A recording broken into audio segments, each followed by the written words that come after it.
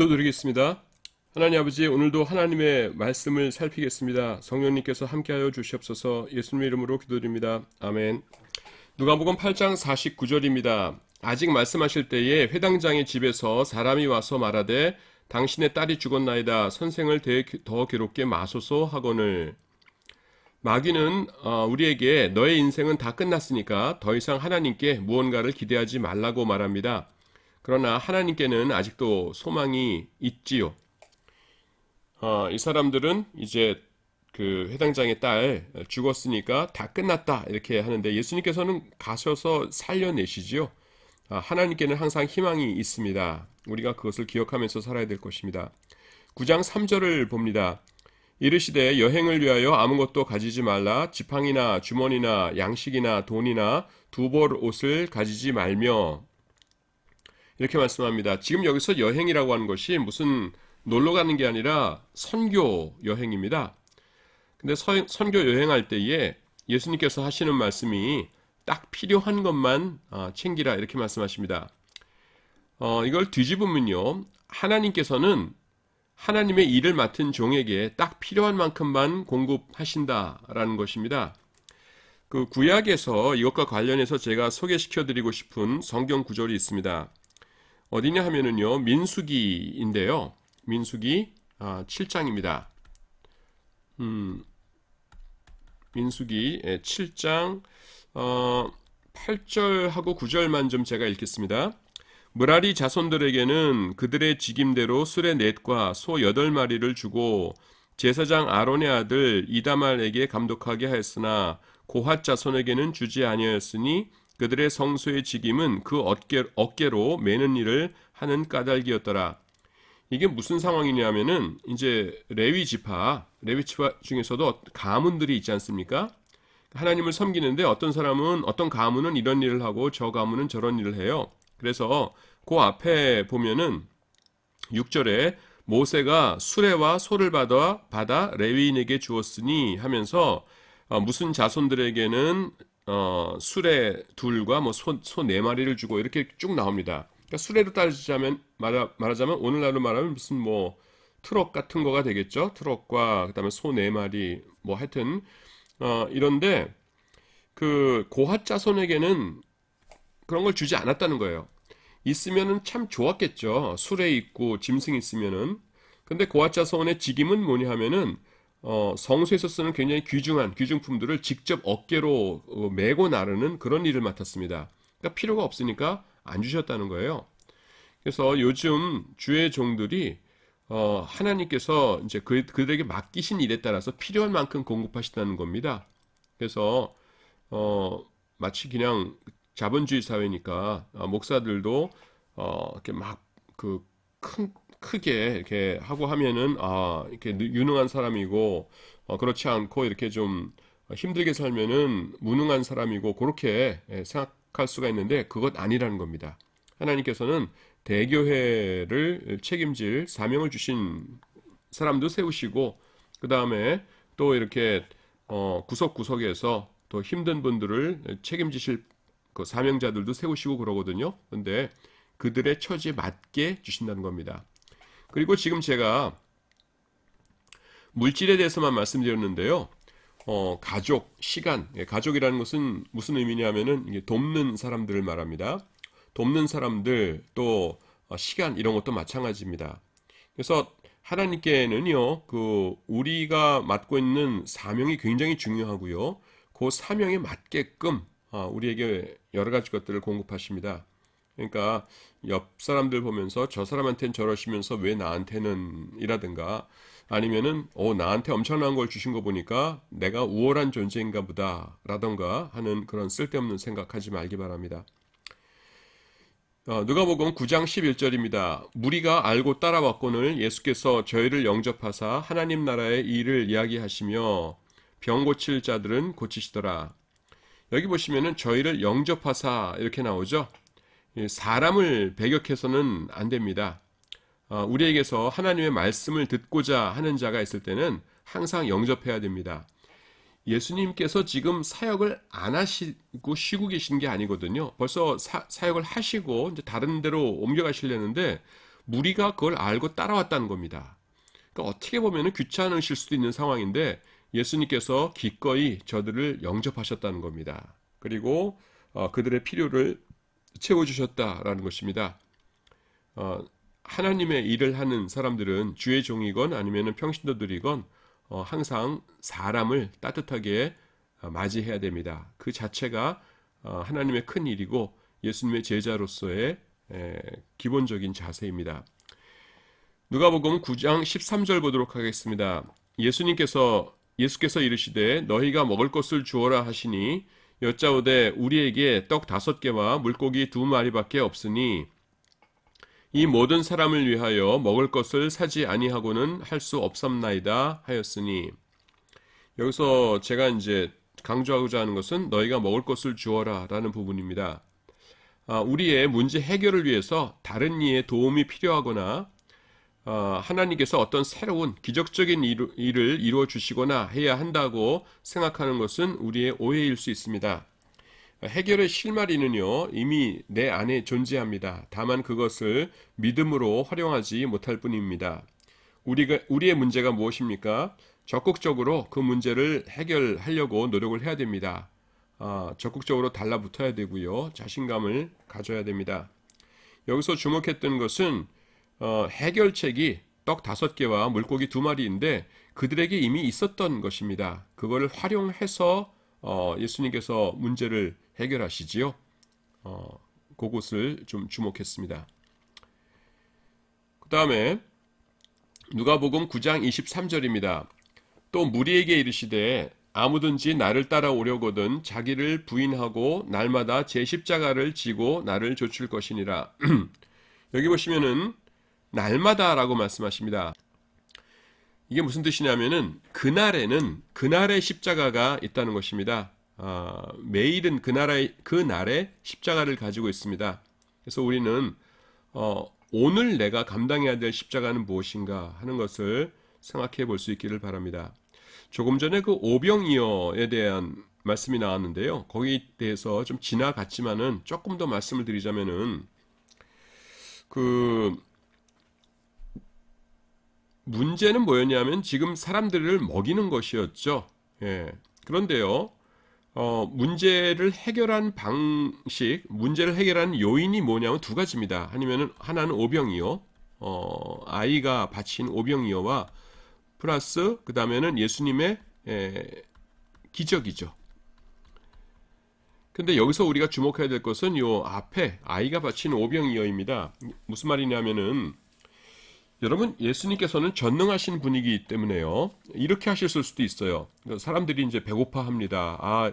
예수님의 말씀 듣는 것도 좋지만은 배가 고프네 할 때에 그냥 예수님께서 씩 웃으시면서 자, 각자 자기가 평소에 먹는 그 음식이 있지? 그 음식 양만큼 그렇게 생긴 돌멩이를 집어들어라. 그러면은 내가 평소에 먹던 그 음식 양만큼 큰 돌멩이가 여기 있네 하면서 그걸 집어드는 겁니다.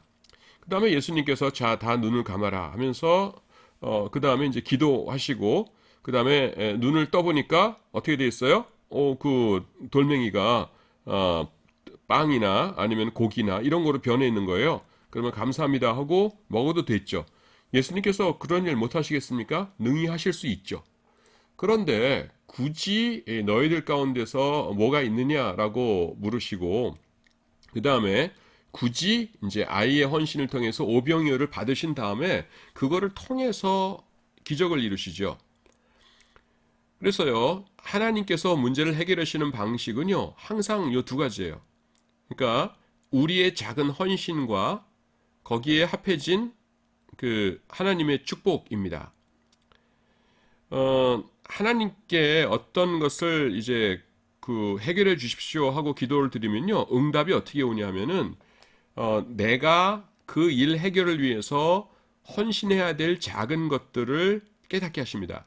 그것이 이제 물질이 될 수도 있고요, 아니면은 시간이 될 수도 있어요. 내가 하루에 몇 분 동안은 이 일을 위하여서 기도해야겠다라든가, 뭐 하루에 한 끼를 금식해라 그러실 수도 있고, 아니면은 어떤 성도, 어떤 사람을 하루에 꼭 전화해가지고서는 안부 인사를 하고 이렇게 돌봐주라는 그런 마음에 응답이 올 수도 있고, 하여튼 하나님 이거 해결해 주세요라고 하면은요, 하나님께서는 그 기도 끝에 꼭 어떤 걸 주시냐면은 내가 할 일을 깨닫게 하십니다. 그런데요, 인간적인 상식적으로 봤을 적에 내가 그 일을 한다고 해가지고 문제가 해결될 수 있는 건 아니에요. 상식적으로는. 아이가 오병이어 바쳤다고 해서 그 남자 어른만 5천 명, 전체로 하면 한 2만 명 될 거라고 생각하는데 2만 명이 먹을 수 있는 건 아니죠. 하여튼 하나님께서는 우리가 하나님께 뭔가를 해야 될 것을 깨닫게 하십니다. 그리고 우리가 그 일을 하면은 그거를 통해서 하나님께서 일을 해결해 주시는 것을 기뻐하십니다. 이것이요, 그 이 경우에만 그런 것이 아니라 창세기부터 요한계시록까지 이런 예들이 굉장히 많이 있습니다. 항상 하나님께서는 이런 거를 통하여서 이렇게 기적을 일으키십니다. 외적이 침입해 왔을 적에 막 그 기도를 하지요. 그러면 하나님께서 어떻게 하셨습니까? 제사장들 앞세우고 찬양하는 사람 앞세워 가지고서는 그 전쟁터에 나가라 그러시거든요. 그 황당한 거죠. 갑자기 적군이 왔는데 앞에 성가대가 와가지고서는 막 찬양하고 있어요. 그러면 그 황당한 거죠. 하지만요, 그거는 굉장히 위험한 일입니다. 적들의 입장에서 볼 적에는 비무장한 인원들이 앞에 나와 있는 거거든요. 그러니까 하나님의 말씀에 순종한다는 것은 목숨을 담보로 해서 순종하는 것이에요. 근데 그 찬양하면서 그 적들 앞에 나선다는 거가 그것이 굉장히 위험한 일이긴 하지만은 그것이 이제 순종의 작은 행위였고요. 그거를 통해서 하나님께서는 적들을 물리쳐 주시죠. 하여튼 성경에 그 여러 가지 그런 예들이 나타납니다. 하나님께서는요, 우리의 아주 작은 순종, 그거를 통하여서 역사하시기를 기뻐하시는 분입니다. 그러니까 우리가 힘든 일이 있을 적에 기도드리는데 하나님께서 어떤 조그만 일 그걸 해야 된다는 마음, 하고 싶다는 마음 주시거든 그게 응답인 줄 아시기 바랍니다. 거기에 순종할 때에 그걸 통해서 역사해 주실 것입니다.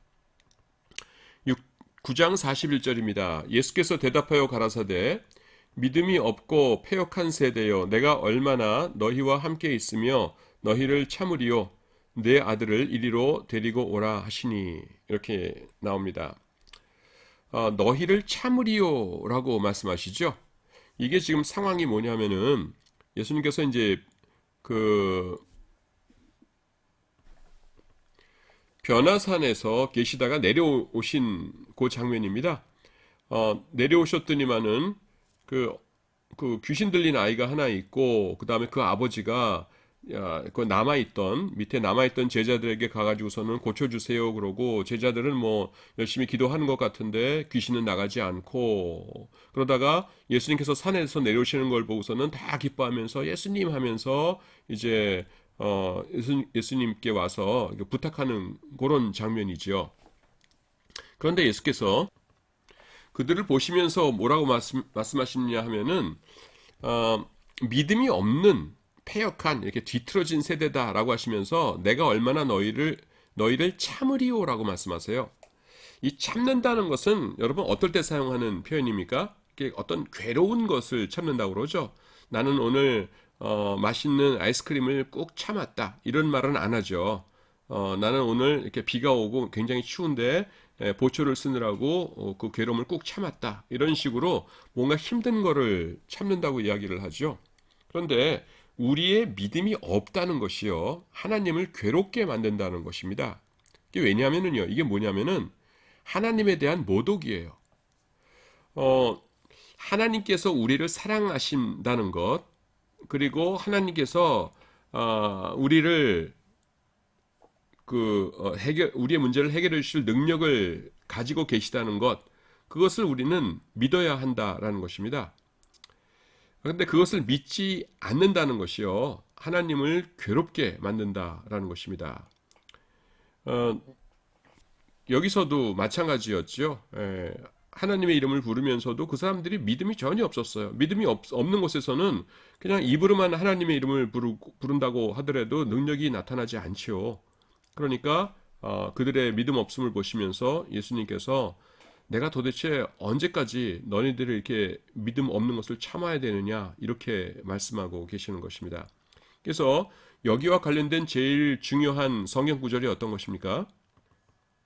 히브리서 11장 6절이 가장 적당할 것 같습니다. 믿음이 없이는 기쁘시기 못하나니 하나님께 나아가는 자는 반드시 그가 계신 것과 또한 그가 자기를 찾는 자들에게 상 주시는 이심을 믿어야 할지니라. 이렇게 말씀하죠. 요게 요 11장 6절 말씀과 요 지금 9장 41절 말씀이 대조를 이루어요. 여기서는 믿음이 없으니까 괴로워하시죠. 내가 얼마나 너희를 참아야 되겠는가. 근데 11장 6절에서는 믿음이 없이는 기쁘시게 못하나니 라고 말씀하셔서 믿음이 있으면은 하나님이 기뻐하신다 이렇게 말씀하고 있습니다. 그런데 그 하나님을 기쁘시게 하는 믿음을 두 가지로 지금 말씀하고 있는데요. 첫 번째 그 기쁘시게 하는 믿음의 두 가지 요소. 첫 번째는 뭐냐면은 그가 계신 것을 믿어야 된다. 하나님께서 실제로 존재하시는 분이다라는 것을 믿어야 된다라는 것과 그 다음에 두 번째는 뭐냐면은 그가 자기를 찾는 자들에게 상 주시는 이임을 믿어야 한다. 이렇게 말씀하십니다.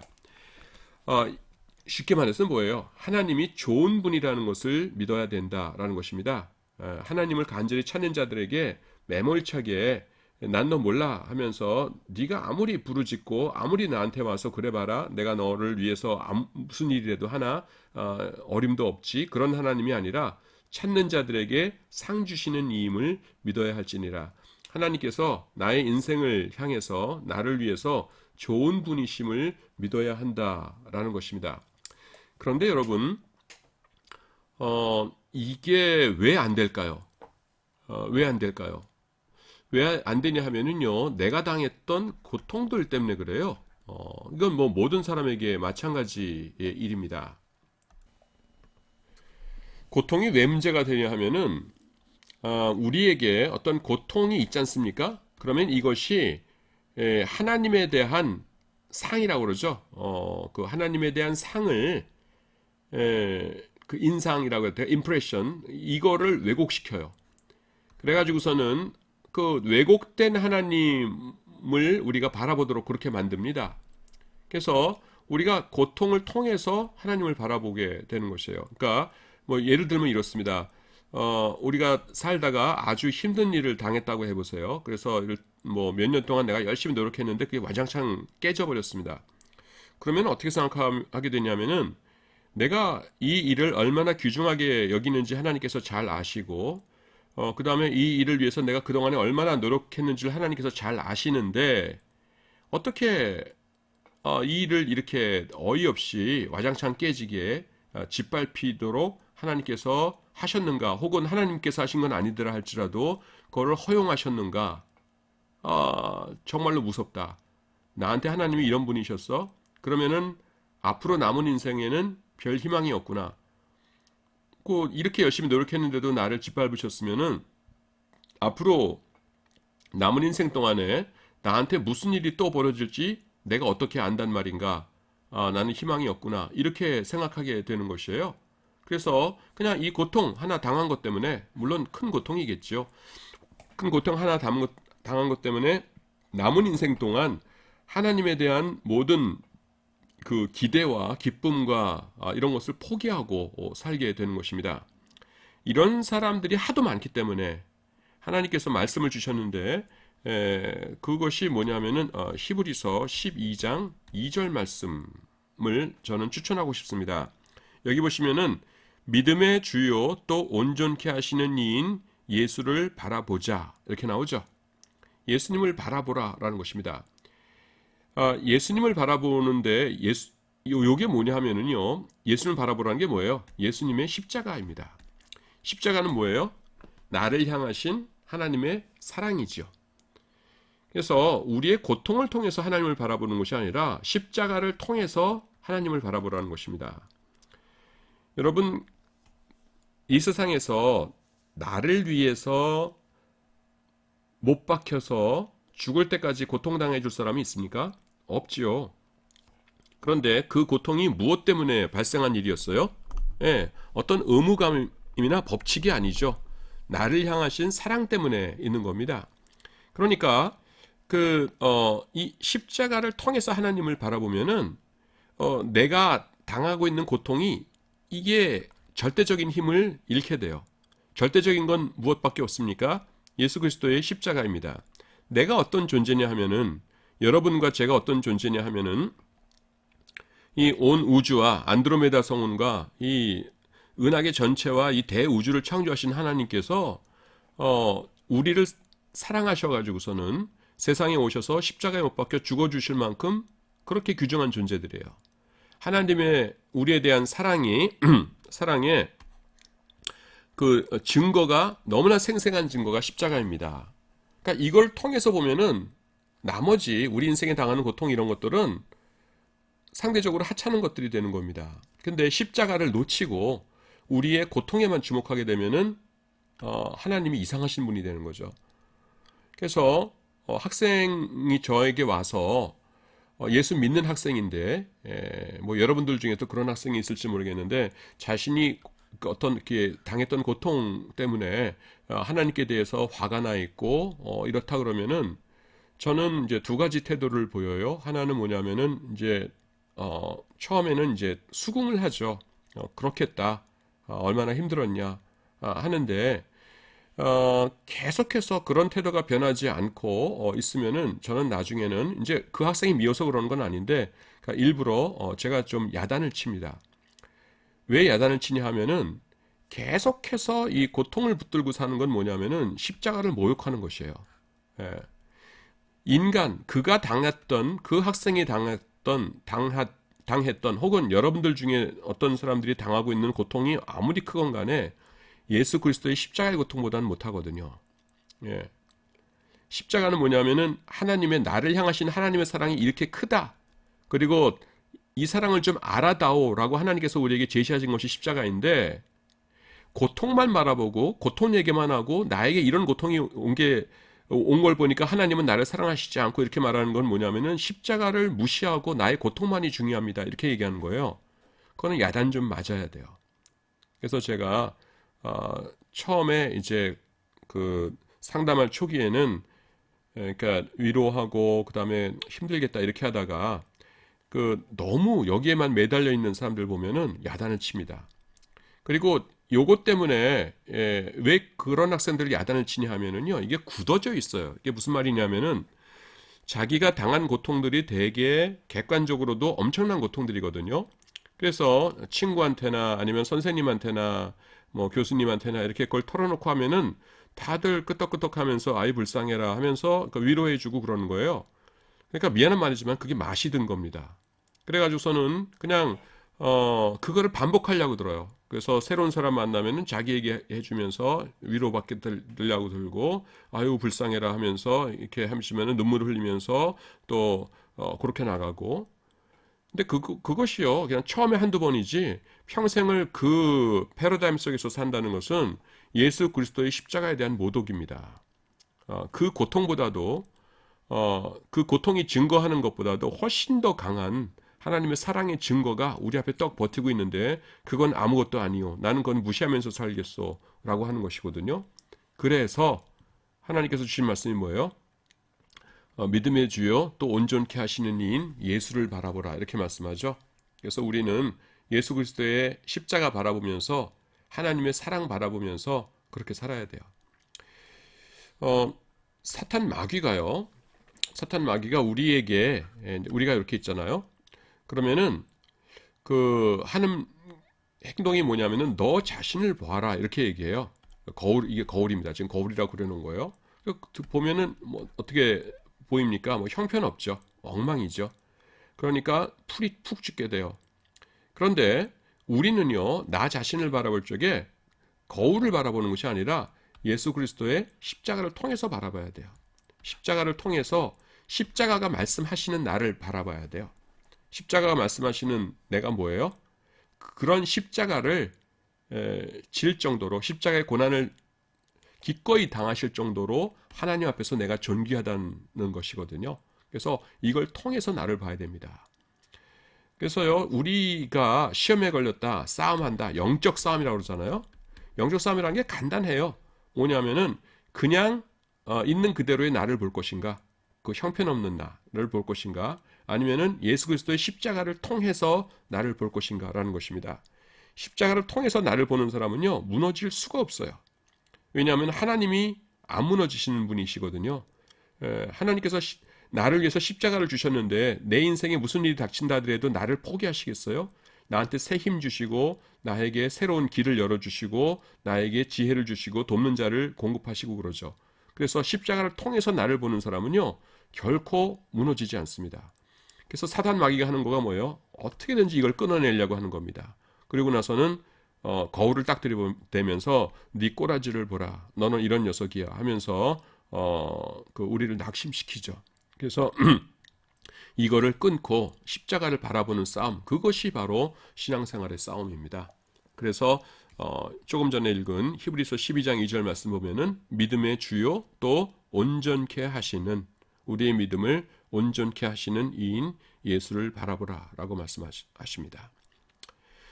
자, 10장 4절 보도록 하겠습니다. 전대나 주머니나 신을 가지지 말며 길에서 아무에게도 문안하지 말며, 이건 이제 전도 여행 떠나는 제자들에게 주신 말씀이에요.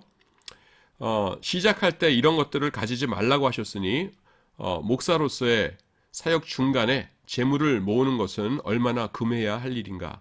이게 무슨 말이냐면은 지금 하나님의 일을 하기 위해서 제자들이 나가지 않습니까? 근데 시작할 때 이런 거 가지지 말고 나가라고 하셨어요. 그러니까 중간에서도 뭡니까? 그런 거에 신경 쓰면 안 된다는 것이죠. 오로지 사명에 집중하고 우리에게 필요한 것은 누가 주십니까? 하나님이 주신다는 것이죠. 그래서 우리에게 집이 필요하면 집 주실 것이고, 그 다음에 친구가 필요하면 친구가 주실 것이고, 온전히 예수님께 의지하면서 우리의 사명을 감당해야 된다는 것입니다. 부하려 하지 말라고 성경은 분명히 말씀합니다. 부하려 하는 자들은 온갖 염려와 근심으로 자기를 찌르게 된다고 말씀하고 있어요. 또 네 재물 있는 그곳에는 내 마음도 있느니라 라고 말씀하시죠. 우리가 온전히 하나님의 일에 신경 쓰고 그 다음에 우리에게 맡겨주신 영혼들에게 신경을 써야 되는데 돈을 이렇게 신경 쓰기 시작하면요, 온통 거기만 신경이 있게 쓰여지게 됩니다. 좀 우스꽝스러운 이야기일지 모르지만 심각하게 들으셔야 될 게, 요즘 젊은이들 영끌 해가지고서는 주식 많이 한다 그러는데, 주식 사놔 보십시오 여러분. 하루 종일 그 생각이에요. 시시때때로 핸드폰으로 확인하면서 몇 퍼센트 올랐나 내렸나 그거 확인해야 되거든요. 그러면서 어떻게 성경 말씀 읽고 묵상하고 하나님에 대해서 이렇게 깊이 있는 묵상하면서 기도하고 그러겠어요? 또 어디 이제 물론 이제 주거 목적으로 정당하게 부동산 사는 건 상관없는데, 근데 투기할 목적으로 부동산 사놔 보세요. 그러면은 계속 이제 그런 생각하고 막 이렇게 되겠죠. 예. 그래서 예수님께서는 부하려 하는 자들 그렇게 하지 말라고 하십니다. 자, 그 다음에 요거를 조금 더 설명할 게 있는데요. 누가복음 10장이 요 문맥을 좀 설명을 드려야 될 것 같아요. 이게 뭐냐면은 누가복음 9장하고요, 누가복음 10장이 좀 재밌는 장입니다. 여기 보시면은 9장은 뭐냐면은 12명의 그 제자들을 둘씩 파송하세요. 그리고 10장에서는요 70명의 제자들을 또 둘씩 파송하십니다. 10장에서는 특별히 이제 예수님께서 가려고 하는 동네에 미리미리 파송하세요. 9장에서는 그런 얘기가 없는데, 근데 파송받은 사람들이 둘씩 한 조가 돼가지고 하는 일이 뭐냐면은 복음을 전하고요, 그 다음에는 병을 치료하고, 그 다음에 귀신을 내쫓습니다. 근데 여기서도요 70명도 복음을 전하고 병을 치료하고 그 다음에는 귀신을 내쫓아요. 똑같은 일을 합니다.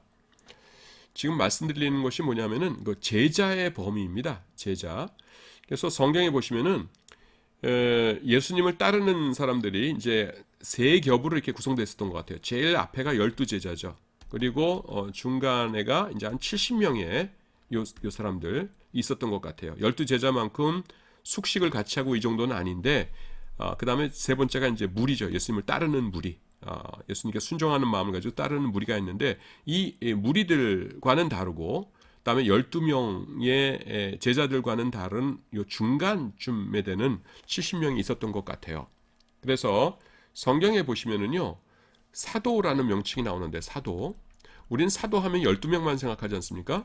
근데 사도행전 보세요. 사도행전에 보시면은 바울과 실라, 혹은 바울과 바나바, 실라와 바나바도 사도라는 명칭으로 이렇게 나옵니다. 그리고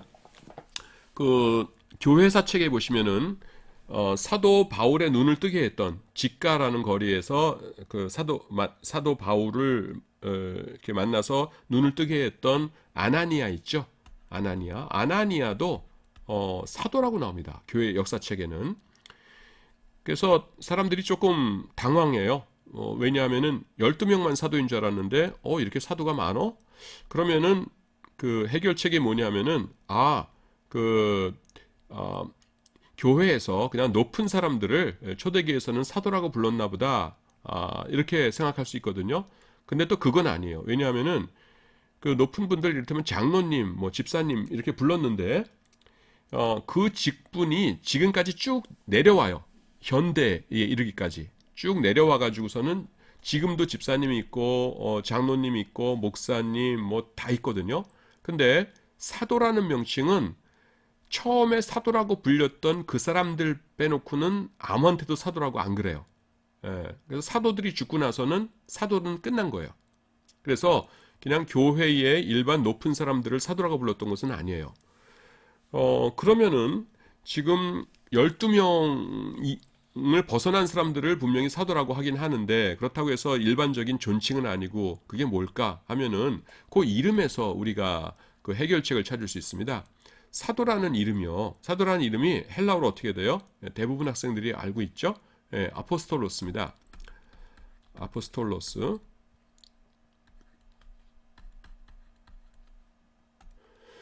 이 아포스톨로스란 단어가 어디서 온 거냐면은 아포스텔로에서 온 거예요. 아포스텔로. 람다가 이제 두 개가 되는 건지. 여기 이제 파송하다입니다. 그래서 아포스톨로스의 그 문자적인 뜻은 뭐냐면은 파송받은 사람이에요. 스톨로 받은 사람. 근데 예수님께서 제자들을 언제 파송하시냐면은 지금 9장에서 12명 파송하셨고요. 그 다음에 10장에서 70명 파송하셨거든요. 그래서 여기서 힌트를 넣습니다. 그래서 초대교회 때 요 70명까지를 사도라고 했나 보구나. 우리가 그렇게 생각을 합니다. 그러면 모든 것이 해결돼요. 12명 이외의 사람들에게도 실라나 바나바나 아나니아에게 사도라고 한 것도 해결되죠. 그분들이 12명의 제자는 아니었지만 70명 중에 하나였다. 이렇게 생각하면 되고요. 그 다음에 70명까지만을 사도라고 불렀기 때문에 그분들이 이제 천국에 간 다음에는 지상에 사도라는 것은 없는 거죠. 자, 그렇게 우리가 이해할 수가 있습니다. 묵상하는 식으로 하다가 이렇게 성경 공부도 조금씩 하다가 이렇게 가고 있어요. 자, 그 다음에 누가복음 10장 40절과 41절과 42절을 보도록 하겠습니다. 주께서 대답하여 가라사대 마르다야 마르다야 내가 많은 일로 염려하고 근심하나 그러나 몇 가지만 하든지 혹 한 가지만이라도 족하니라. 마리아는 이 좋은 편을 택하였으니 빼앗기지 아니하리라 하시니라. 여기서 배경이 되는 그 이야기는 다 아시죠? 예수님께서 마리아 마르다 나사로 그 집에 가셨습니다. 그래서 많은 사람들 앞에서 이제 가르치시는데 마르다는 이제 동생 마리아가 자기를 도와서 이제 쉽게 말해서 부엌 일을 좀 해주기를 바랬던 거죠. 근데 이렇게 바쁜데 손님상 차려야 되는데 얘 어디 갔어? 하고 보니까 예수님 무릎 앞에 앉아가지고서는 그 말씀만 열심히 듣고 있는 거예요. 그러니까 좀 삐졌죠. 그래서 예수님께 가가지고서는 그 마리아 좀 나 좀 도우라고 해주세요. 이런 겁니다. 거기에 대한 대답이 요 말씀이에요. 근데요, 여기 처음 한 게 어떻게 시작합니까? 그 마르다야, 마르다야 이러시죠. 요 말씀의 분위기가 어때요? 굉장히 부드러운 겁니다, 여러분. 그래서 지금 마르다에게 뭐라고 말씀은 하시지만은 마르다 네가 틀렸어 이러면서 야단치시는 것이 아니고 지금 마르다도 사랑하시지만은 네가 좀 요건 좀 더 잘 알았으면 좋겠네 하면서 이렇게 좋게 좋게 말씀하시는 것입니다. 자, 첫 번째 여기 지금 제가 묵상했던 거가 이제 세 번에 걸쳐 나와요. 제가 성경책을 읽다가 이제 주석도 보고 원어 성경도 보고 그러면서 이렇게 한 10년 넘게 이렇게 축적되어 있는 것입니다. 예. 다 하나님을 섬기는 일이에요. 그러나 그중 가장 핵심이 되는 일을 택해야 됩니다. 무엇이 하나님을 가장 기쁘시게 하는 일이겠는가? 이렇게 적어 놓았습니다. 그 지금 마르다는 예수님의 일행을 이제 음식으로 섬기려고 하고 있죠. 또 예수님께서 이제 말씀을 하시니까 마리아는 그 말씀을 경청하느라고 그 앞에 앉아 있지요. 둘 다 하나님을 섬기는 훌륭한 일입니다. 하지만 우리는 그 중에서 가장 핵심이 되는 일을 택해야 된다라는 것입니다. 예. 그 다음에 두 번째 것 보시면요. 네슬판에서는 여러분들 가운데서 혹시 이 네슬 알란트 뭐 헬라어 성경 이런 거 모르는 분도 있을 것 같아서 조금 말씀드리면은 네슬판이라는 게 이제 헬라어 성경의 한 종류입니다. 뭐 그 UBS 판도 있고 여러 가지 이제 헬라어 성경이 있거든요. 네, 가장 많이 전 세계적으로 사용되는 것이 네슬 알란트 판이라는 것이고 그냥 줄여서 네슬판 그러고요. 지금은 무려 28판이 사용되고 있습니다. 이 네슬 알란트 판 성경을 각국에서 자기네 나라 말로 번역해서 성경으로 사용하고 있습니다. 우리나라 대한민국의 신약 성경도 네슬 알란트판 그 신약 성경을 번역한 것입니다. 네슬판에서는요, 요 42절 시작이 어떻게 되냐면은 헤노스테 에스틴 크레이아 이렇게 나와요. 이게 뭐냐면은 그러나 대가 그러나고요. 헤노스 한 가지가 헤노스가 is 그다음에 크레이아 부족하다. 한 가지가 부족하다. 이렇게 할 수가 있다는 겁니다. 마르다는요. 그 모든 외에 예수님께 경청하는 것 한 가지를 더 해야 됐어요. 마르다가 하는 일도 훌륭했지만은 경청하는 거가 가장 중요한 일이었습니다. 그걸 더 해야 됐어요. 반면에 마리아는요. 다른 것을 못하는 대신에 가장 중요한 일 하나를 확실하게 붙잡았죠. 이것이 지혜입니다. 지엽적인 것에 분주하느라고 정말로 중요한 것을 놓쳐서는 안 된다는 것입니다. 한 가지가 필요하다.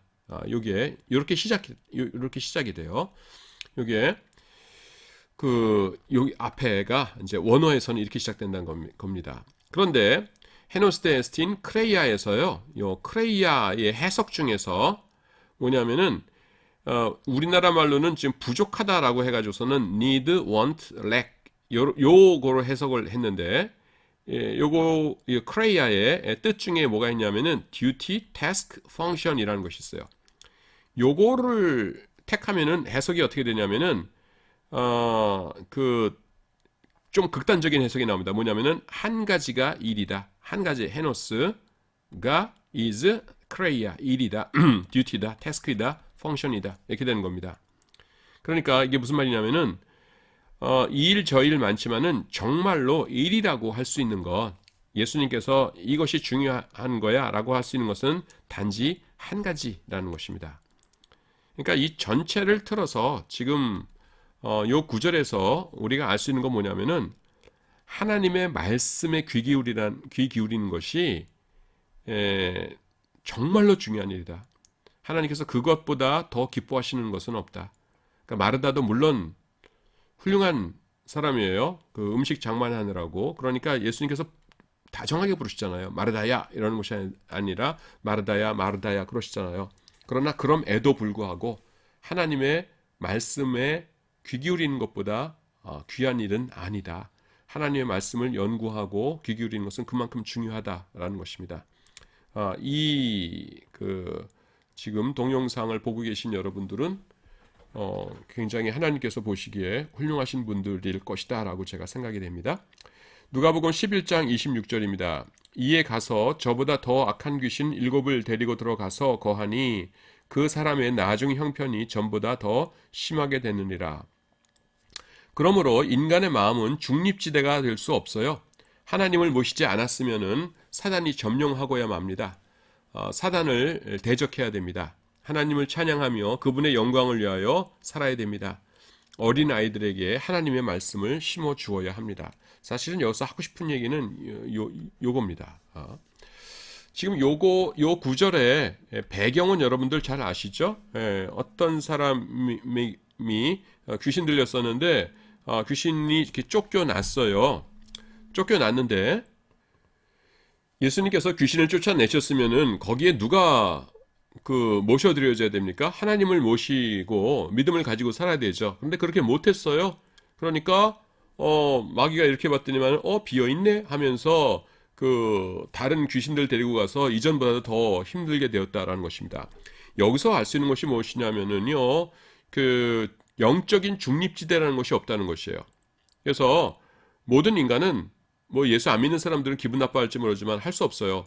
그냥 사탄의 집 아니면은 하나님의 집이에요. 중립지대라는 건 없어요. 그래서 사탄의 사람 아니면은 하나님의 사람이죠. 극단적으로 얘기하면은. 다만 하나님께서 일반 은총에 의해서 사회와 인간들의 상태와 이런 거를 보편적으로 지키시기 때문에 지금 사회가 이 정도로 유지되고 있는 것이죠. 그래서 우리가 이걸 기억할 때에 꼭 명심해야 되는 게 뭐냐면은요, 어린 아이들 하나님의 말씀을 철저히 가르쳐야 된다는 것입니다. 좀 지성인들이라는 사람 중에서 이런 사람들이 있어요. 뭐냐면은 나는 내 아이들에게 신앙을 강요하지 않겠다. 나는 기독교인이지만은 우리 아이들은 사춘기가 지난 다음에 10대 후반쯤 돼가지고서는 자기들 스스로 자신의 인생을 결정할 수 있게 되었을 때에 그때 신앙을 갖도록 내가 이렇게 도와주긴 할 망정 어린아이 시절에 막 세뇌 교육하듯이 그렇게 하진 않겠다 이런 사람들이 있거든요. 겉으로 볼 때는 멀쩡한 말 같아요. 그럴듯한 말 같아요. 근데 영적인 세계를 몰라서 하는 말입니다. 어린아이 마음속에 하나님이 없으면은 사탄이 그걸 기다려 줍니까? 나도 신사적으로 그러면 나도 이 아이가 사춘기 될 때까지 기다려야겠다 이렇게 기다려 줍니까? 어림도 없죠. 하나님의 말씀으로 채워지지 않으면은 당장 사탄 마귀의 것으로 채워지는 겁니다. 세상 문화가 얼마나 악해요. 그런 것들로 이제 채워지면은 꽉 채워지고 나면 하나님이 들어갈 자리가 없어지는 것이에요. 그래서 우리가 강제로라도 아이들에게 찬송시키고 성경 암송하게 하고 그 다음에 예배 드리게 하고 그 다음에 기도하게 하고 그렇게 해야 합니다. 지금 한국 교회가 비리비리한 이유 중에 하나가 뭐냐면은 주일학교 교육 너무 느슨하게 했어요. 그래서 좀 강하게 할 필요가 있습니다. 요즘 교육학 하시는 분들은 기겁을 할 내용인데요. 성경에서 어린아이 종교교육을 얼마나 강조하고 있냐 하면은 이런 말씀까지 있습니다. 잠언 23장 13절 말씀이에요. 잠언 23장 13절 말씀인데 아마 여러분들 성경책을 이렇게 많이 안 읽어보신 분들은 이거 들으면서 아마 깜짝 놀랄지도 몰라요. 저게 기독교야? 뭐 이슬람 아니야? 이럴지도 모르는데 하여튼 내가 읽을게요. 아이를 훈계하지 아니하려고 하지 말라. 채찍으로 그를 때릴지라도 그가 죽지 아니하리라. 제가 개역 개정판으로 한 글자 안 틀리고 그냥 읽은 겁니다. 채찍으로 그를 때릴지라도 그가 죽지 아니하리라. 하나님의 말씀대로 아이를 제대로 가르쳐야 되고요. 안 될 때는 채찍이라도 써라. 채찍으로 아무리 때려도 부모가 자식 때리는데 죽게까지야 때리겠느냐? 죽지 않을 테니까 아무리 힘들어도 하나님의 말씀대로 아이를 양육해라 이런 겁니다.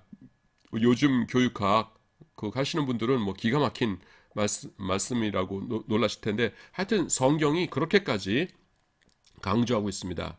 그래서요, 영적으로는 둘 중에 하나예요. 중립지대가 없어요. 하나님 아니면은 사탄입니다. 그래서 하나님의 말씀을 아이들의 머릿속에 밀어 넣어야 됩니다. 누가복음 12장 4절입니다. 내가 내 친구 너희에게 말하노니 몸을 죽이고 그 후에는 능히 더 못하는 자들을 두려워하지 말라. 이렇게 말씀합니다.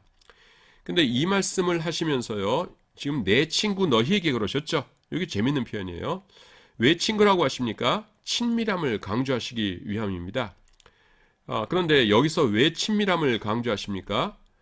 순교의 위협에 처해 있는 자들에 대한 따뜻한 위로입니다. 예수님은요, 믿는 자들에게 참으로 친밀하십니다. 지금 요 말씀의 직접적인 대상이 누구예요? 순교를 앞두고 있는 사람들입니다. 몸을 죽이려고 하는 사람들 앞에 있으니까 그들에게 몸을 죽이고 그 후에는 능히 더 못하는 자들을 두려워하지 말고 몸을 죽이고 그 다음에 다시 영혼을 지옥에까지 넣을 수 있는 그분을 두려워하라 이러시거든요. 근데 지금 그들에게 말씀하시면서 내 친구 너희에게 말하노니 이렇게 말씀하시죠. 그래서 예수님께서 이렇게 따뜻함을 보이시는 것입니다. 누가복음 12장 29절입니다. 너희는 무엇을 먹을까 무엇을 마실까 하여 구하지 말며 근심하지도 말라. 여기 보시면은요, 구하지 말라라고 되어 있어요. 이게 뭐냐면은 주님의 명령입니다. 여기 구하지 말며가 지금 헬라어로 어떻게 되어 있냐면은 매가 뭐뭐 하지 말라는 것이에요. 그리고 제 테이테 이렇게 되어 있어요. 예. 제테는 이제 2인칭 복수 명령형이죠. 그래서 제테오 구하다 동사에 2인칭 현재 명령형 그다음에 매 해가지고서는 이게 부정 명령입니다. 이게 왜 중요하냐면은 구할 필요 없다 정도가 아니라는 겁니다. 구할 필요 없다 정도가 아니라 구하지 말아라라는 것이에요. 이게 무슨 말이냐면은 주의 백성이 주의 종이 하나님의 일을 하고 하나님께 순종하면서 살아갈 때에 이런 것들은 하나님께서 알아서 책임져 주신다는 겁니다. 무엇을 먹을까 무엇을 마실까 우리의 기본적인 의식주는 하나님께서 책임져 주신다는 것이에요. 그러니까 기도할 시간 있으면 하나님께서 너에게 맡겨주신 사명을 위해서 기도하고 너에게 맡겨주신 그 영혼들을 위해서 기도하지 무엇을 먹을까 무엇을 마실까 하는 거는 구하지 않아도 된다가 아니라 구하면 안 된다는 것입니다. 구하지 말며. 그래서 제가 이게 명령법이라는 것을 깨닫고서는 깜짝 좀 놀랐어요. 이거 할 때. 그래서 여기다 이렇게 써놨습니다. 구하지 말라는 게 하나님의 명령이에요. 누가복음 13장 12절입니다. 예수께서 보시고 불러 이르시되 여자여 내가 내 병에서 놓였다 하시고 여기 보시면은 놓였다라고 나오죠. 이 여자는 어떤 여자입니까? 바로 앞절 11절 보면 이렇게 나와요. 18년 동안을 귀신 들려 앓으며 꼬부라져 조금도 펴지 못하는 한 여자가 있더라 이렇게 말씀하세요. 근데 여기서 놓일지어다가 아니라요. 여기서 놓였다라고 하십니다. 이게 완료 수동태예요. 그러니까 이미 예수님께서 이 말씀을 하시기 전에 이 여인에 대한 치료는 이미 끝난 상황입니다. 이미 이 여인이 치료된 것을 사람들 앞에서 선포하시는 그런 것입니다. 그런데요, 재밌는 것이 13절에 보시면은 안수하심에 여자가 곧 펴고 하나님께 영광을 돌리는지라 이렇게 나오죠. 그래서 내적으로는 이미 치료가 끝났는데 이 여인은 이 꼬부러져 있으면은 어떻겠어요, 여러분? 여기 참 재밌는 장면이에요. 꼬부러져 있으면은 자기가 치료된 줄 몰라요. 늘 꼬부러고만 있었으니까 이게 편 상태를 경험해 본 적이 없는 거예요. 물론 18년 됐다 그러니까 이제 그 전에는 있었지만 너무 오래 있었잖아요. 그러니까 예수님께서 안수하시고 그 다음에 어떻게 하십니까? 그 안수하심에 여자가 곧 펴고 하나님께 영광을 돌리는 자 이렇게 나오죠. 그래서 치료는 그 전에 됐지만은 예수님께서 안수하심을 통해서 이제 그 여인으로 하여금 그 병에서 치료받은 것을 이제 스스로 알고 그 다음에는 이제 이렇게 체험할 수 있도록 그렇게 마련을 해주시는 것입니다. 그 우리의 상황에도 이런 것이 많아요. 우리가 기도를 드리면은요, 하나님의 응답은 벌써 왔어요. 하나님께서는 다 처리해 주셨어요. 근데 우리는 모르고 이렇게 걱정하면서 있다가 가서 보면 벌써 다 해결돼 있고 이런 경우 있죠. 그래서 하나님께서 이렇게 역사해 주시기도 합니다. 요것과 더불어서 조금 소개하고 싶은 일이 뭐냐면은 우리가 큐티 하는 일인데요. 큐티 할 때 이런 일이 있습니다. 뭐냐면은 이렇게 성경 말씀을 읽다 보면은요, 이렇게 어떤 구절에서 갑자기 탁 튀면서 그래 하면서 깨달음이 올 때가 있어요. 그게 왜 그러냐면은 그 하나님께서 벌써 응답을 주셨거든요. 응답을 주셨는데 나는 모르고 있었던 것이에요. 그런데 이제 하나님께서 응답 주신 것과 비슷한, 그러니까 관련된 이 말씀을 볼 때에 나의 영혼이 반응하는 겁니다. 그래서 응답을 미리 주셨고, 그 다음에는 우리가 이제 거기에 반응은 깨닫는 것은 나중이고요. 이 여인의 경우도 마찬가지죠. 네 병에서 이미 놓였어요. 그 이전에. 근데 여인이 깨달은 거가 좀 늦었지요. 오늘은 여기까지 살펴보도록 하겠습니다. 여러분 수고하셨습니다.